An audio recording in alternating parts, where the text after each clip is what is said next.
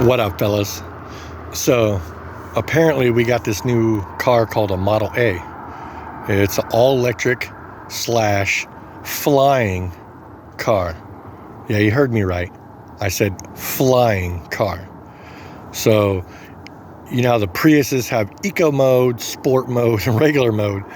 Well, now the electric cars are going to have eco mode, regular mode, and then flying mode. So you'll be able to hit that button and then just lift off in the air and drive over traffic. Picture that. Women have a hard enough time driving on the roads, period. And now we're going to give them ability to fly? Like, does anybody else see the danger in this shit? Like, I hope they need to get their pilot license first. Now, that's another thing. Do we need to go to pilot school to get a pilot's license to fly this car? That costs $400,000. And then the training for the flight school, you know? So when we go to DMV, it'll be like a Class C plus flight mode or motorcycle mode or, you know, Class A. It's like, is there going to be a section on there for flying vehicles? Like, seriously? Can you imagine what the air is going to look like with people trying to fly around? I don't think you can paint lines in the air. So how are we going to determine who has the right of way in the air? Or, you know, what level you should be on? Should each car pick a level of space? Or do we all just get to fly around randomly and, you know, sky's the limit? Now I see where that term comes from. They were planning for the future when the flying cars do get here. And then we get to fly in the sky where there's no limit. Like, that's going to be something to see. You step out your door and you're like, oh man, what a beautiful day. Holy shit, that person almost ran me over in the sky. And then how you gonna, like, I guess getaways are gonna be a lot easier unless they give all the police automatically flying cars. Because if you do have a flying car and you're trying to get away from the police, you just got to hit flight mode and go to any field where the road ends and you got away. You could drive right over here and be like, nah, whoop, over the mountain and keep on flying. How the cops going to get you? You just literally covered a lot of space in a short amount of time. They're going to have to go find that road way over there, drive way over here, and find a road that goes up this way and that way and that way and that way and then that way. And then finally over the top and then back down the other side. And hopefully they still know what direction you went so they can continue pursuing.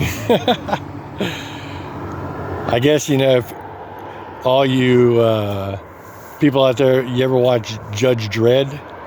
You know, I'm sure all the Generation X know what movie I'm talking about. But a couple generations later, you might not be like, Judge Dredd, what the hell is this guy talking about? Well, it was a movie with Sylvester Stallone, and he was unfrozen in the future, and Wesley Snipes was also unfrozen, which was a bad guy, and Sylvester Stallone was a cop that caught Wesley Snipes, and because he escaped from frozenness, I forget how, but they thaw out Sylvester Stallone to catch his ass again because he's too smart for all the newer generations at that time. And he was just wreaking havoc on them with ease. And so they thawed this guy out, Sylvester Stallone, to catch him because he was the only guy to be able to catch him. Well, they had flying cars, I think. I might be wrong. I might be confusing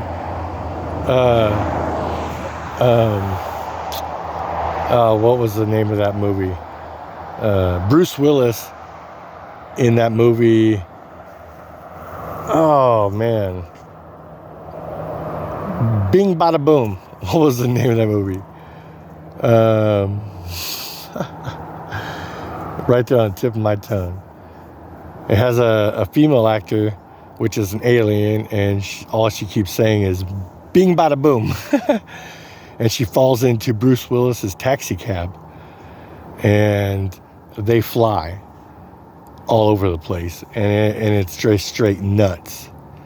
So I mean, after watching that movie and seeing how they have it all set up and the multi-layers of traffic, man, they need to establish that quick, like, before everybody's just driving around freely in the air. Because I mean, right now the head honchos of the air are airplanes and helicopters. And so what happens if we get on the same level as an airplane or a helicopter?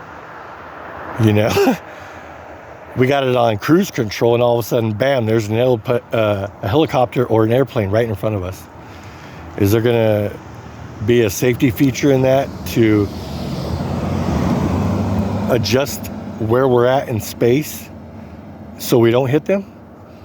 You know, since cars already have that feature where if somebody walks out in front of you, the car automatically stops without you even trying. I was on a test drive one day, and a car pulled out slightly, and the car actually started slowing down, and I didn't even realize it. I still had my foot on the gas because I knew the car could pull out in plenty of time and I would make it. But the car didn't think I knew that, so it automatically adjusted my speed without me knowing it to avoid that accident. And so, you know, I hope that that feature is installed in every flying electric car that they have. And not to mention, when you do run out of electricity because it's an all-electric vehicle that takes flight, what are the safety features for when you're way in the hell up in the sky and it's like put-put, put-put-put, put-put-put, and then you die because you have no gas, so to speak, you know, electric, and you start descending. I hope to have some like airbags that actually deploy like a parachute, which safely lowers you to the ground. And then you're stuck in the middle of wherever you fucking land with, I hope, a parachute.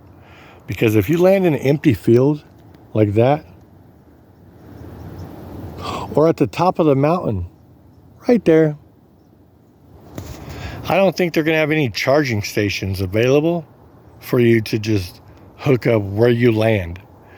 They better have some solar panels that pop out wherever you land so you can at least get some juice to find one of those electric stations. Because, you know, if you're rich and in your, you know, 60s, 70s, 80s, 90s, 110, whatever we start living to because of technology, and you're in the middle of this field right here, you're not going to be able to walk somewhere to get help. You're like, hey, tow truck? Yeah, can you come and pick me up? I'm in the middle of a field right here somewhere. I don't know the address. It's just a big-ass field that I'm stuck in. Or at the top of a mountain. Which mountain? I don't know. The one that has a point at the top of it. Like, right over here. I'm at this point. Can you come and pick me up? What if you're at this point over here? Is there going to be road signs at the top of these mountains so we can be like, hey, tow truck, come over here to G4F256 and pick me up. I'll be waiting right here. I'll be the only flying car not flying. Man, okay, we got 1 year and 3 months left. 2 months left, basically, before this car comes out. And that's if they release it January 1st of 2025. If they release it in June, year and a half, you know, year and 8 months, whatever. But we have less than 2 years before this car's available to purchase that flies, and we still don't have any information on, do we need a pilot license? Do we need to stay 7 feet off the ground, 8 feet off the ground, 20 feet off the ground? Can we go as high as airplanes and helicopters? Can we freely drive in every airspace possible? And what about the houses that actually paid for the airspace above their house? Will there be indicators on top of houses where we cannot fly because they bought that airspace and they don't want electric flying cars driving in their airspace? That's why they paid for them, so nobody behind them, in front of them, builds above their airspace. That's why they charge houses that extra money for the airspace above them, so nobody can get in front of them and build and block their view. And so, and that's just some of the stuff that I've thought of right off the bat. I'm sure there's a lot of other things that flying cars and the airspace, will come into play as time goes on and we start encountering all these bugs, which is going to be hilarious to see on the news. 85-year-old grandpa lands in the middle of the, Great Barrier Reef and has no way to charge his car because his electricity was depleted. Or he landed in Antarctica where there was no charging stations for thousands of miles and it was negative 70 degrees. I think the rules should be put in place and the public should be aware of all the rules before you release a flying car. That way we could study and get to know all the rules and regulations before we just spend $400,000, which to some people is nothing. And then they just jump in this thing, hit the button, and then off they fly away, like the Jetsons. Did they not see the Jetsons? Most people probably didn't, especially the generations after Gen X. But we grew up on the Jetsons. And that shit was awesome because they just jumped in a little car that popped out of a fucking briefcase and flew away.